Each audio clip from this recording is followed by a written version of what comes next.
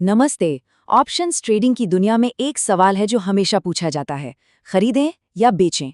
आज हम इसी पहेली को सुलझाने वाले हैं और ये देखने वाले हैं कि असली बढ़त, असली एज आखिर छिपा कहाँ है। जरा सोचिए इस बारे में। क्या हो अगर ट्रेडिंग का सबसे बड़ा सीक्रेट किसी कॉम्प्लेक्स चार्ट पैटर्न या किसी छुपी हुई स्ट्रैटेजी में नहीं, बल्कि एक बहुत ही बुनियादी, एक बहुत ही फंडामेंटल चॉइस में छिपा हो। आज हम उसी चॉइस की गहराई में उतरेंगे। इंडियन मार्केट्स में, खासकर एनएसई पर, कोई भी नया ट्रेडर आता है तो उसका पहला कदम लगभग हमेशा एक ही होता है, ऑप्शंस खरीदना। पर ऐसा क्यों है? वजह बहुत सीधी और कह सकते हैं बहुत मानवीय है। देखिए, ये ख्याल ही कितना मजेदार है कि एक छोटा सा अमाउंट लगाकर, मतलब एक छोटा सा प्रीमियम देकर, रातों रात किस्मत बदल सकती है ना? ये बिल्कुल एक लॉटरी टिकट जैसा लगता है जहां जैकपॉट बस एक ही ट्रेड दूर हो। और यही सपना है जो लाखों लोगों को अपनी ओर खींचता है। तो मैदान में दो खिलाड़ी हैं जिनके खेल एक दूसरे से एकदम उल्टे हैं। एक तरफ है ऑप्शन बायर, जो एक तूफानी लहर का इंतजार कर रहा है, एक ऐसा बड़ा मूव जो उसे सीधा खजाने तक ले जाए। और दूसरी तरफ है ऑप्शन सेलर, जो बस शांत समंदर चाहता है। वो चाहता है कि कुछ भी ना हो या बस वक्त गुजरता जाए। लेकिन जो रास्ता सबसे ज्यादा आकर्षक लगता है ना, जरूरी नहीं कि वो मुनाफे का भी रास्ता हो। कई बार सच्चाई थोड़ी अलग होती है। तो चलिए अब आंकड़ों की दुनिया में चलते हैं और एक कड़वी हकीकत का सामना करते हैं। सिर्फ 33% गणित के हिसाब से एक ऑप्शन बायर के जीतने की संभावना बस इतनी ही है। मतलब हर 3 में से एक बार।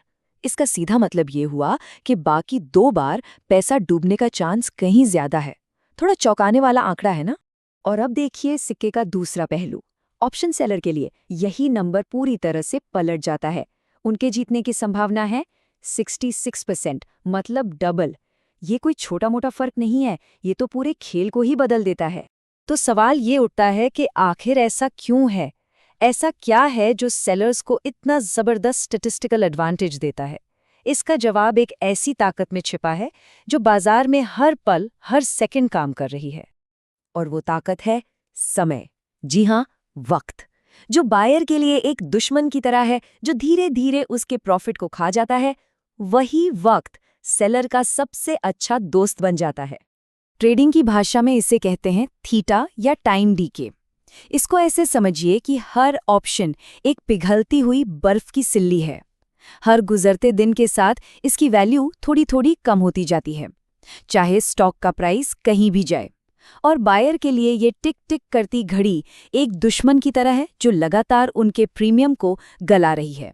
तो जो चीज बायर का नुकसान कर रही है, वही सेलर की जेब भर रही है। सेलर के लिए ये पिघलती हुई बर्फ, ये प्रीमियम का घटना असल में उसकी कमाई है। और सबसे कमाल की बात तो ये है कि अगर स्टॉक प्राइस 1 इंच भी न हिले, अपनी जगह पर ही खड़ा रहे, तब भी सेलर सिर्फ इंतजार करके पैसा कमा रहा होता है।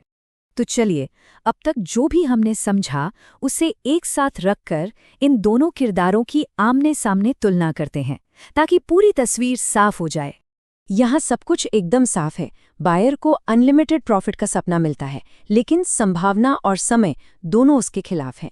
दूसरी ओर सेलर का प्रॉफिट लिमिटेड है, सिर्फ उतना ही जितना प्रीमियम मिला, लेकिन समय और संभावना दोनों उसके साथ हैं। पर एक बहुत जरूरी बात, सेलर का रिस्क अनलिमिटेड हो सकता है। इसीलिए सेलिंग में हेजिंग सबसे जरूरी है, मतलब अपने बड़े नुकसान से बचने का इंतजाम करना। ये एक लाइन इस पूरी बहस का निचोड़ है। एक खिलाड़ी वक्त को हराने की कोशिश कर रहा है और दूसरा बस वक्त को अपना काम करने दे रहा है। तो इस सारी जानकारी का क्या मतलब निकलता है? इसका मतलब ये है कि अब आप सिर्फ अंदाजा नहीं लगा रहे, बल्कि एक सोची समझी स्ट्रैटेजी के साथ अपना रास्ता चुन सकते हैं। देखिए, ये सही या गलत का मामला नहीं है। ये शतरंज के खेल जैसा है। हर मोहरे की अपनी ताकत होती है, अपनी कमजोरी होती है। असली काम ये तय करना है कि इस खेल में आप कौन सा मोहरा बनना चाहते हैं। तो आखिर में सवाल बस यही है, क्या आप वो खिलाड़ी हैं जो एक बड़े जैकपॉट की उम्मीद में दांव लगा रहा है, या फिर आप कसिनो की तरह हाउस बनना चाहते हैं, जो जानता है कि लंबे खेल में जीत की संभावना हमेशा उसी के पक्ष में होती है। ये चुनाव, ये एक फैसला आपकी पूरी ट्रेडिंग की कहानी तय करेगा।